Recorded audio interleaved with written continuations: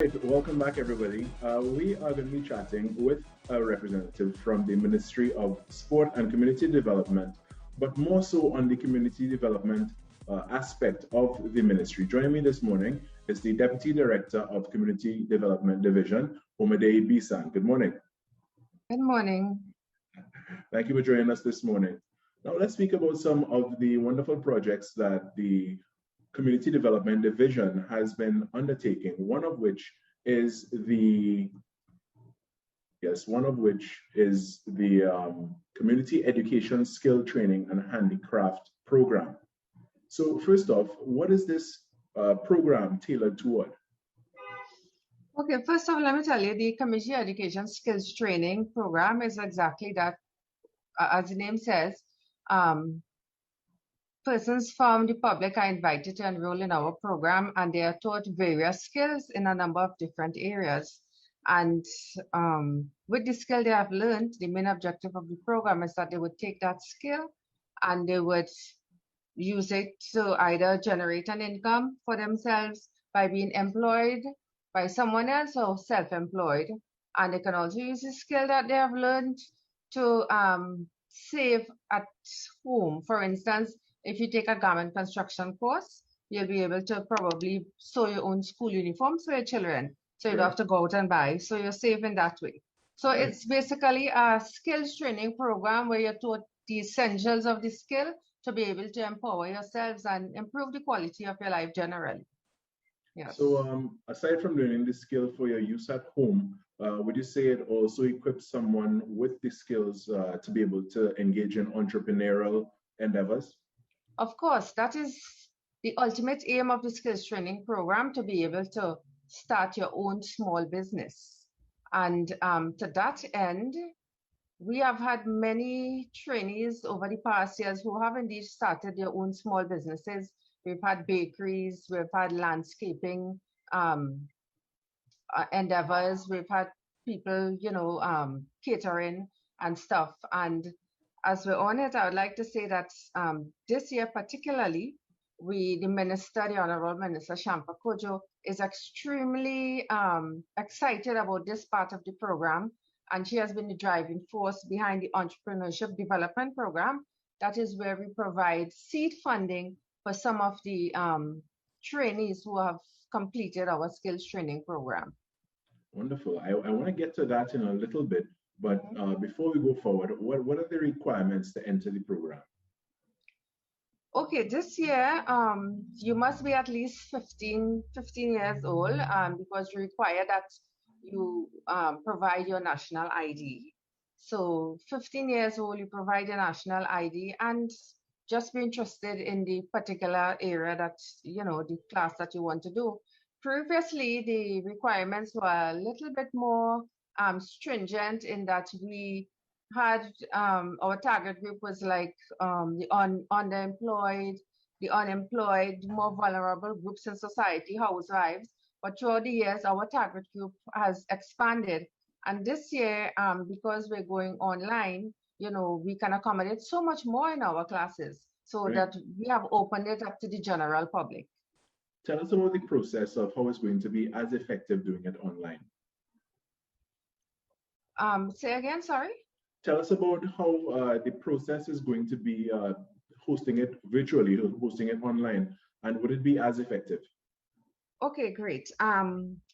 What the ministry has done is incorporated a learning management system where we'll be using Zoom, and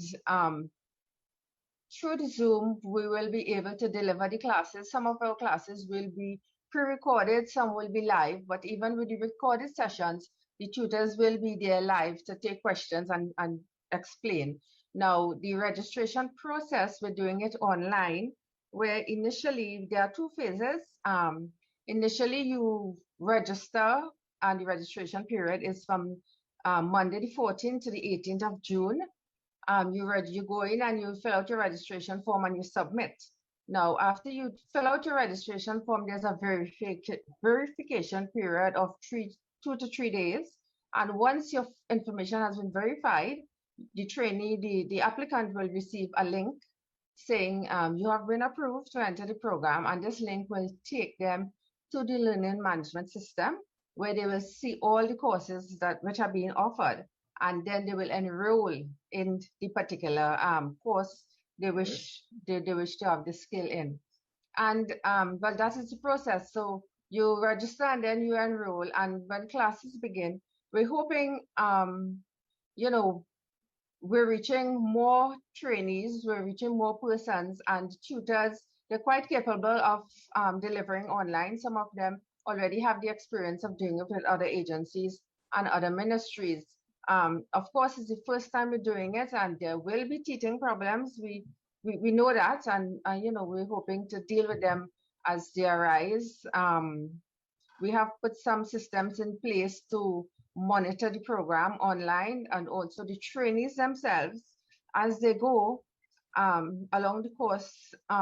Certain quizzes will be conducted throughout, and this will provide an assessment of whether, you know, they have actually been in the class and they're learning what is being taught. Of course, you know, someone can log in and stay there and not be present. Okay, Right. so Correct. the quiz will ensure that at least they were there and they're hearing something and they're learning something. Now, once the classes, of course, are 20 sessions of 2 hours, so it's 40 contact hours. Wow. So once you've completed those 40 contact hours and you've gone through the assessment of the quiz, you are entitled to a certificate of participation. However, we also are offering a certificate of completion, but this certificate of completion will be given only after an assignment or specific task is given to the particular trainee to do. And when that task has been done, the trainee has to submit a video. Right. So the video will actually say you're given the task of making a sweetbread. So you will go through the steps of making the sweetbread. You will show us on the video all the different steps and the end product, but you'll also be talking it through for us to see, well, look, this person knows exactly the ingredients, the time it takes to make it, and how you incorporate the ingredients and that kind of thing. So there's a project at the end where you do an assessment, and this video is posted online, and the tutor does the assessment, and based on how it is done and the quality and whatnot, they'll be given the certificate of completion. So that is how it goes. Yeah. All right. So that sounds very heartening. Now, would it not limit those who do not have access to devices and even internet connection? Well, yes, that is one of the problems we face, similar to what the Ministry of Education is facing. You know, there are children being left out because of the same problem. Some people don't even have electricity. You know, and this is, of course, one of the limitations of on any online program. Yeah, but for devices, we're looking at maybe some of our regional complexes and community facilities. We do have Wi-Fi, we do have devices, so we're exploring that avenue. Of course, that could only be done after some of the restrictions are lifted, because we don't want the congregating, right? And with vaccination and all these things as well. Yes. Now let's go through some of the programs. You did mention baking, and you mentioned landscaping, even catering. What are some of the other programs participants can look forward to? Okay, we have aromatherapy, barbering, beauty culture. We have a whole range of culinary arts, bread, cake, and pastries, cake making and decorating, international cuisine, vegetarian cuisine. And as I go, you'll hear a lot of the culinary courses, because the supermarkets are what's, you know, they're open and you can easily get your ingredients. There are other courses we have, but because of the situation, you know, stores are not open for them to get the material. Now, some of the other courses, computer literacy is one. We have cosmetology, we have makeup artistry, we have nail art, mixology. That's an exciting one. Some of the handicraft classes, we have soap and candle making, upcycle craft and designs, jewelry. A lot of people enroll in our jewelry classes. We have landscaping and lawn maintenance. We also have home improvement and minor repairs. You know, that's your home. You know, a lot of people would be interested in that particular course. So what we really did was look at the needs and some of the courses which are in demand. And we have developed a list now. At present, we have been advertised a list of 34 courses, and registration will be invited for all these courses. And also, once the verification process is through, persons will be invited to enroll for the 34 courses. However, only 16 of these courses will be implemented starting on July the 5th. Okay. Now, those 16 will be implemented based on the present restrictions with the COVID-19 pandemic and the availability of materials and stores and stuff being open. But hopefully by July, we're hoping that things improve and we'll be able to offer some of the other courses, at an earlier date. Yeah, and that would be something to look forward to, definitely. Now, you mentioned earlier that for some of the successful, well, let's say graduates of the program, the ministry provides seed funding for them to start their own small businesses. Tell us about that. That's right. Now, the seed funding, that's a program by itself. So we have received approval for that particular program already. And what we'll do is we'll have two calls. We'll have a first call to beneficiaries of our skills training program from the past years. And then we'll have a call for generally for artisans. And they will submit to us, they will register and they will submit to us a basic business plan.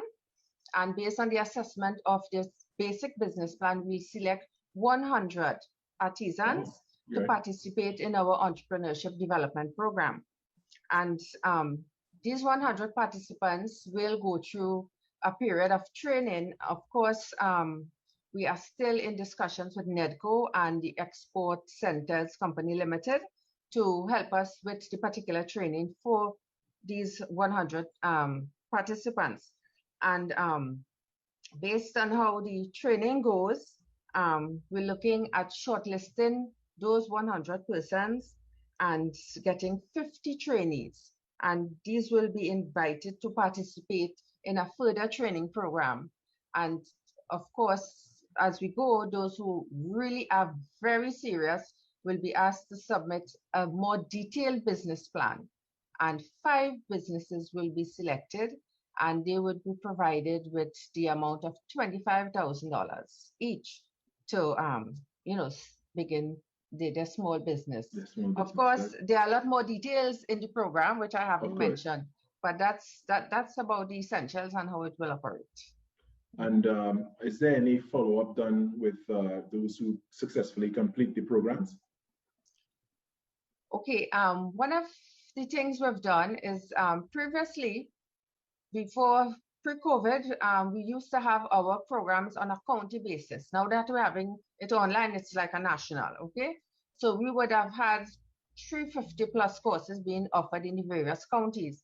And the staff in the various counties would monitor the program, and they would also monitor the persons who have started their small businesses. So I can call each county and say to them, could you give me a list of persons who have started small businesses? And the officers, they're in touch with the trainees and they would be aware of those who have started the small businesses.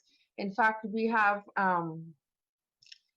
over the years, we've had what we call the handicraft markets, craft markets. We've had in North, South, Napa, Sapa. We'd have some of those, and some of our trainees who have started the small businesses have participated in these craft markets, and they provided with an opportunity to sell their product and their service. But yes, so the officers do follow up on the trainees and keep abreast of what they're doing, especially the ones who start their small businesses. And we also provide for them support in terms of institutional strengthening wherever they need training, and advice. And we also do referrals to other agencies, which may provide funding for them. Yes. All right. Well, Omade Bisan, thank you so much for joining us this morning. And thank you for the wonderful work that the Community Development Division of the Ministry of Sport and Community Development is doing. And I continue to wish you all the best. You're most welcome. What I want to say, though, to persons who will participate in this year's program, it's a first for us being online.